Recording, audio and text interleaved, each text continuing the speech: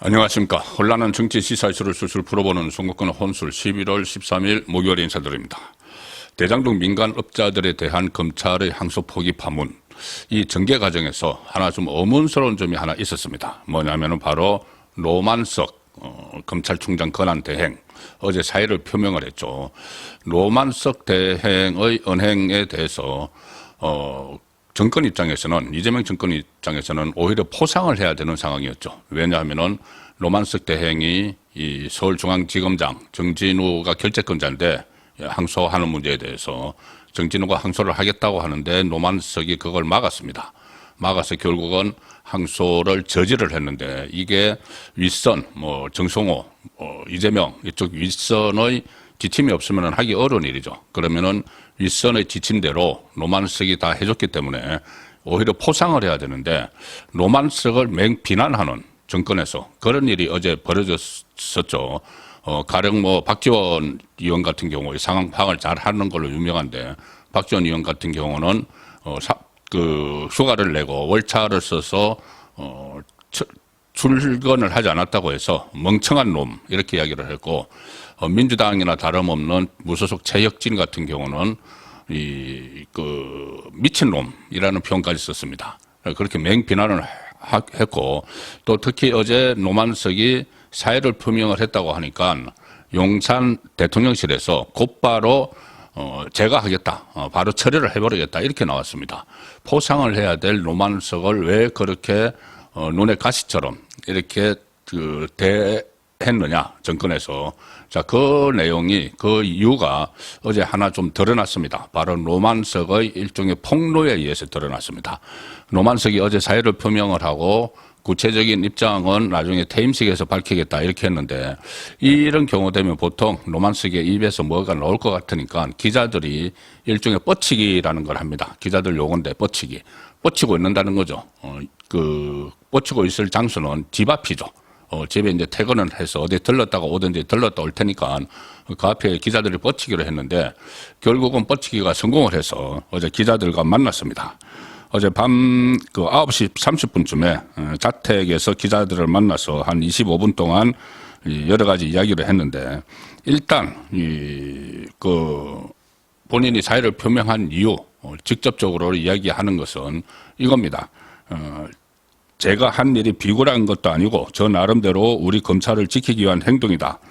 이 시점에서 내가 잘못한 게 없다고 부득부득 우겨갖고 조직이 득될 거 없다 싶어서 이 정도에서 빠져주자, 이렇게 결정했다고 이야기합니다. 조직 보호를 위해서라고 이야기를 하는데, 일단 앞뒤가 맞지 않죠. 지금 검찰 조직이 완전히 해체가 결정된 상황에서 마지막 봉사를 하는 것 아니냐. 그래서 본인이 나중에 어떤 정치적인 대가를 얻든지 공수청장으로 가든지 그런 것 때문이 아니냐는 분석도 저도 해드렸는데, 일단 본인은 검찰 조직을 위해서라고 주장을 합니다. 검찰 조직이 다시 해체되는 것이 살아나지도 않을 거고, 가령 그런 거는 있을 수 있겠죠. 지금 검찰의 보안 수사권 문제, 보안 수사권을 유지해주는 그런 또 당근을 던졌다. 내가 보안 수사권을 유지를 해줄 테니까 검찰의 마지막 소망이죠.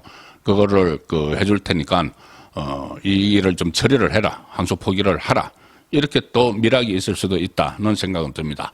어쨌든 그 이야기보다 더 중요한 것은, 그것도 따져봐야 될 문제지만 더 중요한 것은 바로 노만석이 용산 직접 이재명 쪽을 겨냥해서 한 것 같은 이야기입니다. 어떤 말을 했느냐 하면은, 노만석이 저쪽에서는 지우려고 하고 우리는 지울 수 없는 상황이지 않느냐. 참 스스로 많이 부대껴왔다. 저쪽에서는 지우려고 하고 우리는 지울 수 없는 상황이다. 참 많이 부대껴왔다. 저쪽은 어디입니까? 이재명 정권이죠. 이재명 정권 저쪽에서 지우려고 하는 거 뭡니까? 이재명의 범죄 혐의 털기죠. 범죄 혐의 털어내기. 그것을 털어내기 위해서 압력을 행사를 했다는 이야기입니다. 검찰총장 권한 대행에게 이런 거를 시키려고 그때 7월 1일 날, 그때 당시 노만석은 대검의 마약 조직범죄 부장이었습니다. 부장이었는데 7월 1일 날 검사장급 인사를 하면서 간부 인사를 하면서 노만석을 비어있는 검찰총장 직무 대행을 맡도록 대검차장으로 발령을 냈습니다. 검찰총장은 뭐 인사청문회도 하고 거쳐야 되니까 일단 대검차장으로 승진을 시켜서 고검장급으로 승진을 시켜서 이 직무 대행을 맡도록 그렇게 만들었죠. 자, 그래서 사실상 7월 1일부터 검찰의 조직을 다 지휘를 하게 됐고 그걸 하라고 그 자리에 앉힌 겁니다. 노만식이 그런 일을 할 수 있는 인물로 좌파 정권에서 낙점을 했죠. 자, 그래서 계속 저쪽에서는 지우려고 하고 우리는 지울 수 없는 상황이 됐다. 이게 뭐냐? 이재명에 대한 혐의 털기를 하려고 하고 우리는 그것을 하기 참 어렵게 됐다. 왜냐하면은 이 공소 취소가 검찰이 할 수 있는 건데 공소 취소가 이 검찰총장 권한대행이 한다고 되는 게 아니죠. 담당 검사가 직접 해야 됩니다. 그러면 엄청난 반발이 일어날 수 있으니까는 참 어렵게 된 상황이 됐다는 걸로 알 수가 있죠.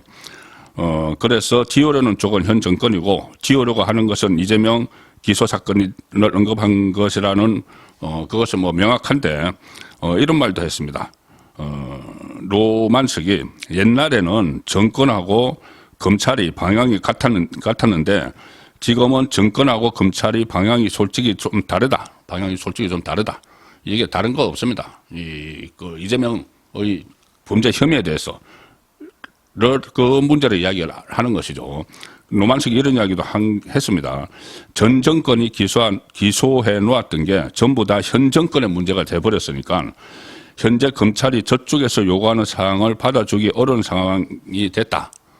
전 정권에서 다 그 기소를 한 거를 지금 현 정권에서 기소를 포기를 하라, 취소를 하라고 하니까는 참 그 받아들이기 어렵게 됐다는 이야기입니다. 그러면서 그쪽에 가는 것도 솔직히 쉽지는 않았다. 그래서 홀가분하고 시원섭섭하다. 이제 떠나게 된 것이 그쪽에 가는 것도 솔직히 쉽지는 않았다. 그쪽에 이 좌파 정권에서 하라는 대로 다 해서 그쪽에 가담하는 것도 쉽지 않았다. 왜냐하면은 검찰총장 권한 대행이 공소 취소를 직접 주도를 하기가 어려운 상황이니까 그랬다가는 나중에 사법 처리도 받을 수가 있는 상황이죠. 뭐 직권 남용 이런 것도 적용될 수가 있습니다. 자, 그래서 이 상황을 보면은 이재명의 혐의 틀기는 지금 범죄 혐의 틀기는 여러 갈래 방향으로 진행이 되고 있죠. 그 중에서 국회에서 할 수 있는 것과 검찰이 할 수 있는 것, 법원이 할 수 있는 것이 따로 있습니다. 이재명 입장에서 자기 범죄 혐의를 털려면은 일단 국회에서 다수당이 민주당이 해줘야 되는 것은 재판중지법 통과를 시키고 그 다음에 이 배임죄를 없애버리고 또 선거법 중에서 이 허위사실 공표죄 행위 부분을 없애버리고 이렇게 하면은 배임죄를 없애고 선거법 행위 부분을 없애면은 법원에서 거기 그 사건에 대해서 그러니까 대장동 사건, 뭐 성남 FC 사건 이런 것은 배임죄와 해당되죠.